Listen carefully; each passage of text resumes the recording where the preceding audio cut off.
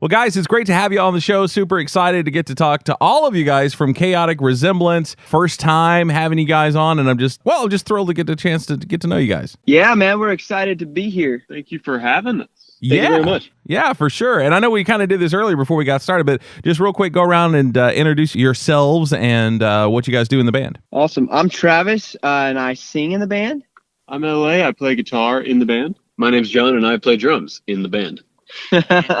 Fantastic. And I'm the merch guy, and I'm not in the band. I sell the shirts. Well, first off, this is something that I've wanted to know ever since I first had a song of yours cross my paths as a person who gets to pick music for a show. And I was like, these guys have a unique name, and despite the fact that you guys are playing a style of music that I didn't necessarily expect at first, but just the name in and of itself is unique, and I know that this is like the number one question to get asked of any band every single time, but explain a little bit about the name Chaotic Resemblance and where that came from. A question we do get quite a bit, mainly because I think it's an abstract name for sure. One of the reasons we named it Chaotic Resemblance, especially in the beginning, we were looking in Isaiah, and it was just talking about who can you compare to God, and who's like him. He's just so holy. And these days, a lot of times when I think about the band name, really what comes to my heart, I think, you'll do these things, the things that I did, and even greater, because I go to be the Father, and he says, I'm not leaving you as orphans, but I'm sending my Spirit to live inside of you, and I just think about just how many awesome things Jesus did. The Bible talks about being able to have enough, the books wouldn't, what am I trying to say? The volumes wouldn't hold the books. No. Well, the world just wouldn't hold the books, of how awesome and all the things that Jesus did. And so we think about, just how cool and crazy the miracles were that Jesus did. I don't think that it's talking so much about greater than that. But what I think is, when Jesus was on earth, he was one guy, you know what I mean? Right. And he had to do it as a man. But now that he goes through the Father, the Spirits, and all of his people and in his body, and we're the body of Christ. And so it's just this massive, chaotic resemblance of Jesus, you know what I mean? And just kind of like greater as in many, you know what I mean? Sure, for sure. Fantastic. Okay, that's cool. I kind of thought it had to be something along those lines, but I wasn't sure, and heaven forbid I should try to read in, because that's never fun. But anyway, so you guys are making not only Christian rock music, but you're making like Christian hair metal music, which I will be the first to say that growing up, as a child born in the early 80s and growing up with a much older brother, I was all about Guardian and Bride and listened to some Petra and all that good stuff. So I'm right there with you guys. But in a time when I would say the average person who consumes music would say rock in general is dead, then you tone that down to Christian rock, which always feels like it's smaller than the mainstream rock, and then you whittle it down to like the hair metal genre, which is not exactly in the heyday that it used to be. How did you guys end up making this specific brand of rock music, which is not the norm at this point? Yeah, well, Your name.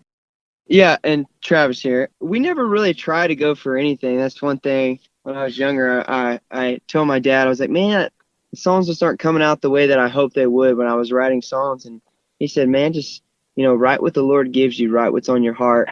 And ever since then, we've really just had that as a motto when we write songs. We don't try to be like anybody else. We don't try to be, like bands of today. We don't try to be like bands of yesterday. We just do us, and the way it comes out is, it's the way it comes out, and whatever people want to call it, as long as they're enjoying it, I'm glad they're calling it something. Just glad they called. Yeah, right. Well, no, I get that. But I don't know. I mean, you guys definitely have a flair for it, which I enjoy. I mean, you guys not only have the sound, but you guys have the look of a band from that era, and it's not exactly the same, but it's definitely reminiscent of that. Is there a certain inspiration that leads into this music? Not trying to say you're trying to rip off this band or that band or anything like that, but aside from just your faith, is there a certain, I guess, musical muse for you guys that really follows you into like the recording and writing process? Not really. We just do it for Jesus, man. We we love the Lord, and I would say like probably any band, we definitely wear all of our influences on our sleeve, I it's like when you go to a rock show, especially, it's like you don't go to a movie just to listen to it, you go to watch, you know what I mean? Yeah, for sure. So like with us, we want to give people something to watch, and there's a lot of bands that don't look like bands, and Right. I like going. I've always enjoyed going to concerts and knowing, oh my gosh, those guys are definitely in the band. You know what I mean? Shots fired. Yes. Retract if that was a fired shot. Well, see, it's funny because I live in Nashville and everybody's in a band. So in a way, I totally see what you mean. But at the same time, maybe it's just because everybody's in a band, but just kind of the idea of at least looking like you're in an indie rock band is kind of the norm around here, which is kind of funny to think about. But I know what you mean, though. It's like there's a sense of occasion for you guys playing music. It's not as if you just grab something out of your dresser drawer. We're like, yeah, this will work. Yeah. Although I do love the fact that you said you wear your influences on your sleeves, because most of the pictures I saw of you guys didn't look like you guys had the sleeves anymore. It looked like they had been removed. Exactly. It's very ironic. One of the reasons why we're having you guys on now, of course, is that you guys have a single and we've played it and we've enjoyed it thus far. Let's talk a little bit about that song. I believe it's called Virtual Reality. Tell us what that song's about. Well, LA here, in life, there's a lot of distractions and stuff. And we mentioned identity crisis, in the song, and we're talking about our value. Jesus paid a price for us. We need to remember that, we're worth, more than gold, as Travis sang in the song. And it's just kind of a reminder, and trying to just break out of that lie that, a lot of people buy into, and just get into the actual truth, of who we can be in Christ and how much we're worth. That's what I would kind of say it's like.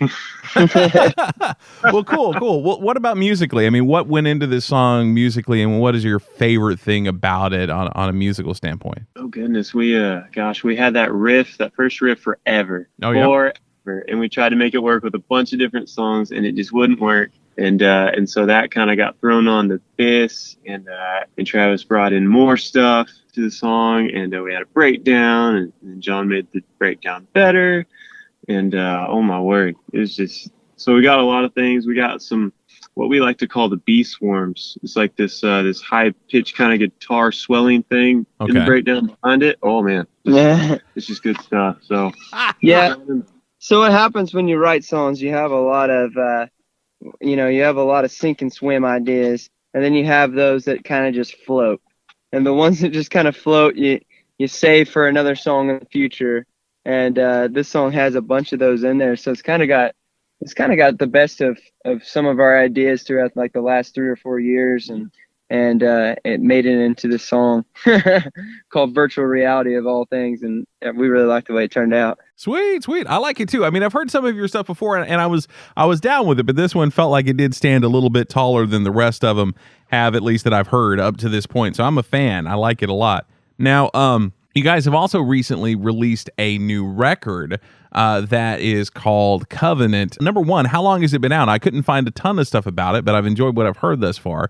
But how long has it been out, and what was the experience like getting this one recorded? Hey man, John here. So the album was released on the 25th of May. Okay. And the experience recording it was surreal, because we got to work with some just fantastic people to give it the life that it has right now. So we had the pleasure of working with Oz Fox Striper. He produced most of the songs, but there are 3 tracks on there that are produced by Josiah Prince of Disciple. Nice. And so with those 2 flavors, almost like a classic versus or classic metal versus almost like a new metal, new heavy metal sound. There are just so many flavors that give this album a lot of life and a lot of power, and a lot of influences. We had our mixer guy in studio one day, Tony Palacios of Guardian. Nice. And so this guy was, he just he was listening to some takes, and he said, here's an idea of how to really give it some more spice, and just working with all those guys in studio and having the privilege of learning from them was just awesome. We basically started it in January of 17, and then Wow. over the course of 2017 through the beginning of 2018 we were recording it. And I look back on it loving that, I for one could watch my drumming get better throughout the album. And it was fun. It was experiences. It brought us close together as a band. And it was, we have some really great friendships for folks that believe in us and believe in what we do. And we all share the same passion for spreading the gospel. Nice.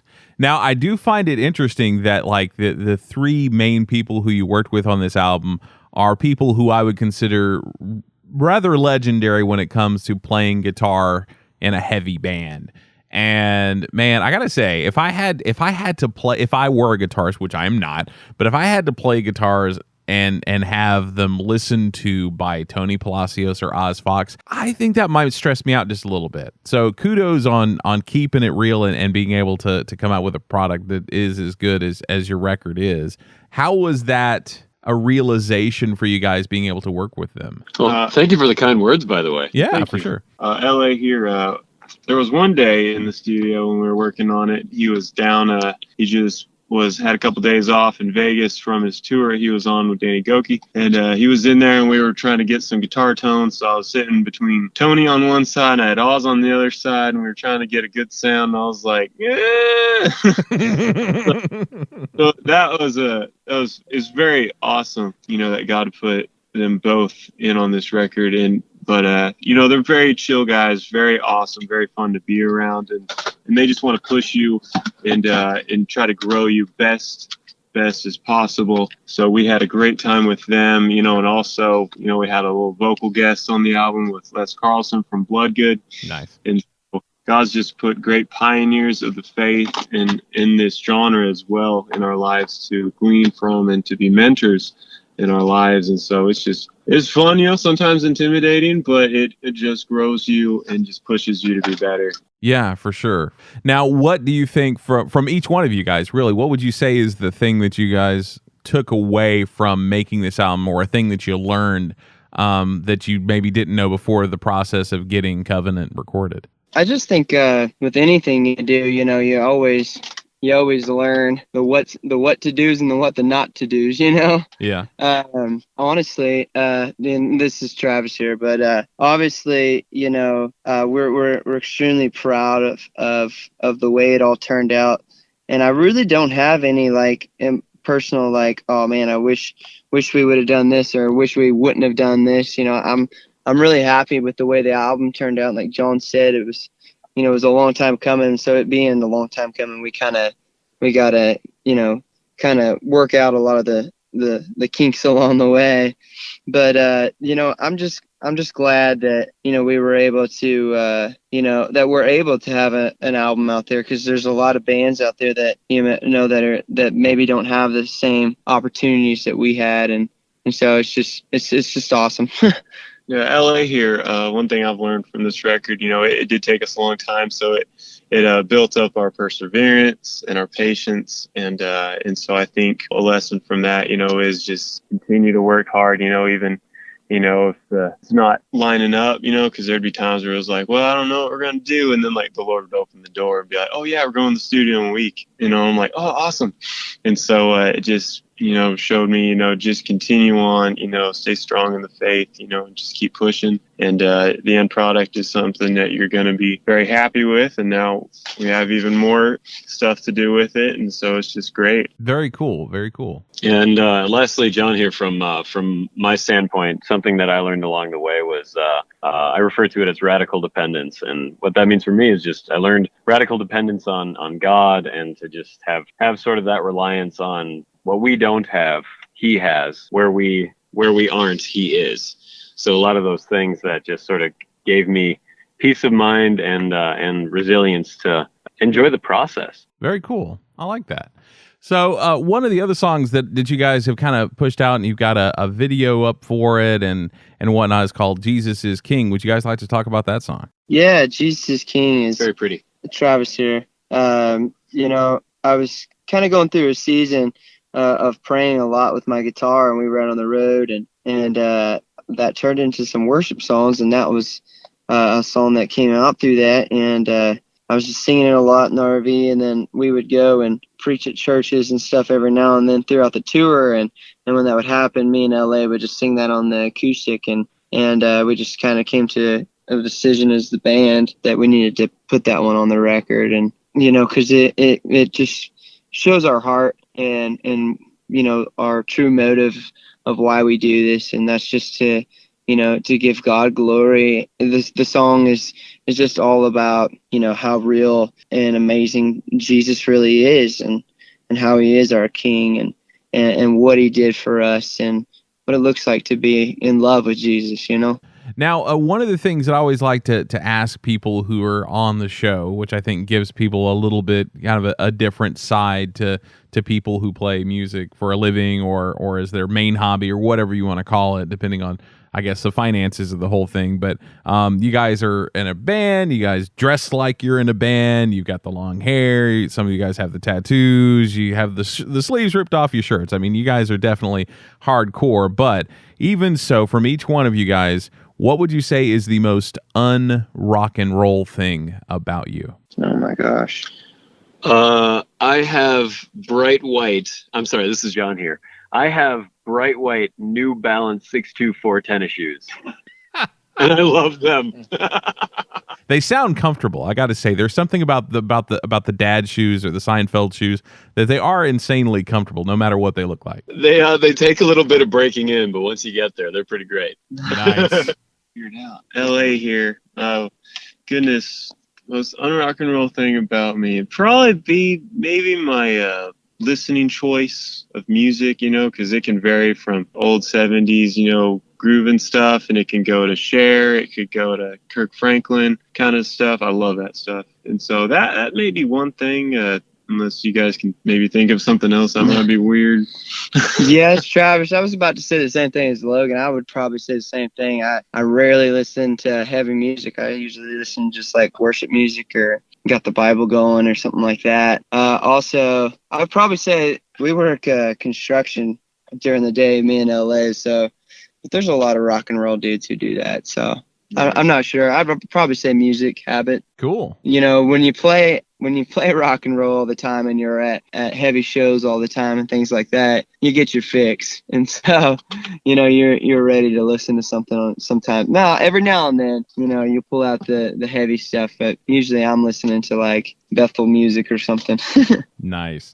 Very cool. Very cool. So from here on, I mean, you guys have obviously put out a couple of records, a couple of EPs, playing some shows, doing the rock and roll thing, but what do you think is the next step, or at least something in the near future for you guys that you want to share with people? Yeah. Travis here. Well, touring, of course. We got a new music video we're going to be dropping soon that we had just shot a couple weeks ago. For virtual reality. Yeah, for virtual reality. Nice. And we'll be doing, I would imagine, Lord willing, we'll be putting out another music video or two for the album as well. It's one thing we're really trying to want to up our game on for this album is our videos. Also, we'll be touring, of course. Next year, we'll be going to Germany and hopefully have some more opportunities over there and overseas. So just playing, honestly, like that's one thing about us. We've always been a band who loves to go. We feel like we're most, effective with this ministry when we're able to go out and be where the people are, I want to be where the people are. We're essentially mermaid. Yeah. And you will jump around on, what are those things called? Oh yeah, feet. Yeah. And behold, we have discovered the second most unrock and roll thing about you. Yeah. Yeah. Yeah, just stick around. There's more. Yes. Down. And the fact that I was able to continue that joke means that I also am guilty. I could say it's because I have a 3-year-old daughter, but that would be a lie. Oh man, well, cool deal, guys. Well, thank you so much for spending some time with us. We enjoy getting to know you, and look forward to hearing what's to come next from you guys, and getting to spend some time with the record. Now, I do know that when I went, I was looking just to make sure I had some titles right and everything on some songs, and I did notice that at least for now, Covenant isn't on Apple Music. Where can people go to find it if they want to hear it in whatever form? Yeah, right now, with the way we have it set up, you can just go to your iTunes store and type in Chaotic Resemblance or like pages of something like that, and it's for sale on there. Okay. We're currently working on getting it streamable. Okay. But as of right now, next week or so, maybe it should be able to be on Spotify and things like that. But for right now, it is a buy to listen to. Cool. Yeah. Once again, I mean, it's sad to say, but I mean, the idea that you guys play music that is styled in the form of early 90s and late 80s, and the fact that people still have to shudder by the music is just hilarious to me. Yeah. It's just a shame. We drag our feet. Oh, dude, there's nothing wrong with that. And plus, I mean, not many people are really making a lot of money off of streaming anyway. So I don't think anyone would blame you if you didn't do that anyway. But still, at the same time, I get it. Yeah.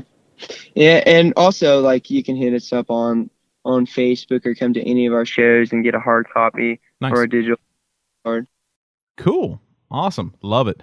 Sweet deal, guys. Well, thank you so much again. It's been fun hanging out and getting to know all three of you. And if you guys ever hit Nashville, we'll have to get some coffee or something. And in the meantime, you guys have fun. I saw that you guys were playing a few festivals, so be careful out on the road and tear it up, guys. Awesome.